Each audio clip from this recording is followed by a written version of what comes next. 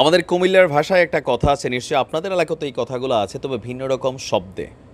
আল্লাহ যারে তোলে বন্দায় তার ঠ্যাঙ্গ দূরে তারা টাইনা নামাইতে পারে না, আর আল্লাহ যারে উঠায় না তারে বন্দায় ঠেললেও উপরে তুলতে পারে না। কথা বলছি শহীদ প্রেসিডেন্ট ইব্রাহিম রাইসি মারা যাওয়ার পর ইরানের অবস্থানটা কোন দিকে যাবে আমাদের সকলের মধ্যে কিন্তু একটা শঙ্কা ছিল। কারণ ইসলি বলেন, ওই নাডা বলেন, যেই রাষ্ট্রগুলো আছে এদের বিপরীতে একটা শক্ত পিলার ছিল, অতন্ত্র প্রহরী ছিল। আনটিল তিনি যতক্ষণ জীবিত ছিলেন তিনি দেখিয়ে দিয়েছেন, ইতিহাস তৈরি করছিলেন। তারপরে আজকের দিনে এই ইরানকে বদলে যাওয়া যে ইরানের প্রতিকৃত হিসেবে আমি তাকেই বলতে চাই। কারণ সামরিক দিকে বিপ্লব বলেন, অর্থনৈতিকভাবে বিপ্লব বলেন, কূটনৈতিক সম্পর্ককে একটা অনন্য উচ্চতায় নিয়ে যাওয়ার যে ক্রেডিট, সেটা টোটালি মরহুম প্রেসিডেন্ট আমাদের ইব্রাহিম রাইসির, আল্লাহ তাকে জান্নাতুল ফেরদাউস দান করুক। যাই হোক, এই মুহূর্তে রাইসি মারা যাওয়ার পর আমরা বেশ কিছু পদক্ষেপ দেখেছি পশ্চিমাদের পক্ষ থেকে। এর মধ্যে সবচেয়ে গুরুত্বপূর্ণ একটা পদক্ষেপ ছিল যে ইরান এই মুহূর্তে যেই জিনিসটা দিয়ে সবচেয়ে বেশি মার্কেট নিছে, দেদারসে পয়সা কামাচ্ছে, সামনেও কামাবে, সেই জিনিসটার নাম কি? ড্রোন।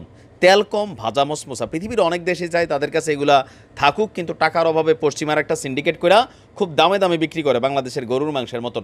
তো ইরান আইসা কম দামে তৈরি করে দেখাইছে তাদের মেশিনটা কেমন কাজ করে। আবার এটা প্রমাণ করছে কে? রাশিয়া। আর এরপরেই এটা একটা হুলস্থুল শুরু হয়েছিল, পশ্চিমারা দিল নিষেধাজ্ঞা। আসুন দেখি এবার নতুন কি আছে।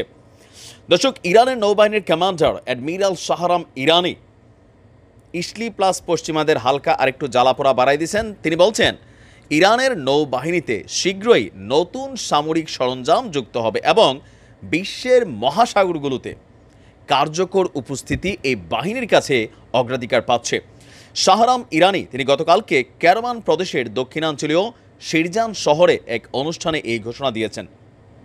তার বক্তব্য, নৌবাহিনীর অপারেশনাল ক্ষেত্রে ভালো অগ্রগতি অর্জন হয়েছে এবং সামনে আরও নতুন কিছু যুক্ত হবে যা নৌবাহিনীর অগ্রগতি আরও বেশ কয়েকগুণ বাড়িয়ে দিবেন। কমান্ডার শাহরাম ইরানি উল্লেখ করছেন, ইরানি নৌবাহিনী উন্নত ড্রোন অর্জন করেছে যা মধ্যপ্রাচ্যে তার বাহিনীর যুদ্ধশক্তি বাড়িয়েছে। ইরানের সামরিক বিশেষজ্ঞ এবং প্রকৌশলীরা সাম্প্রতিক বছরগুলোতে বিস্তৃত পরিসরে দেশীয় সরঞ্জাম তৈরিতে অসাধারণ সাফল্য অর্জন করেছে যা সশস্ত্র বাহিনীকে স্বয়ংসম্পূর্ণ করেছে।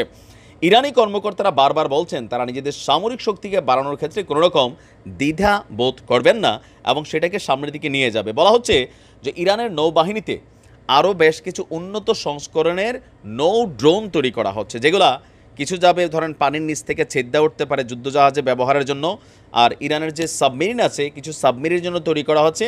আবার কিছু ছোট ছোট যে বোটগুলো আছে বা স্থল যানগুলো আছে, সেগুলো থেকেও পানি থেকে, সমুদ্র থেকে আকাশে নিক্ষেপযোগ্য এবং কি ছোট একটা বোটের মধ্যেই সিস্টেম করা, সেখান থেকে এটা উৎক্ষেপণের তাৎক্ষণিক, এরকম উন্নত প্রযুক্তির বেশ কিছু জিনিস সামনে আছে যা সাগর এলাকায় বা সমুদ্র এলাকায় শত্রুদেরকে ইরানের সার্বভৌমত্ব বা নিরাপত্তার সুরক্ষা দিতে তারা সামনে যাচ্ছে। তো নামটা কি, কার্যকরী ক্ষমতা কি, সেটা সম্পর্কে এখন স্পষ্ট কিছু বলা নাই, তবে বলা হচ্ছে এটা সামনে আসলে অনেকেরই চক্ষু নাকি কপালে উঠা যাবে। তবে ইরান কিন্তু এরকমই আনে, তেল কম, ভাজা মসমসা, যেগুলো মুহূর্তের মধ্যেই মার্কেট আউট হয়ে যায়।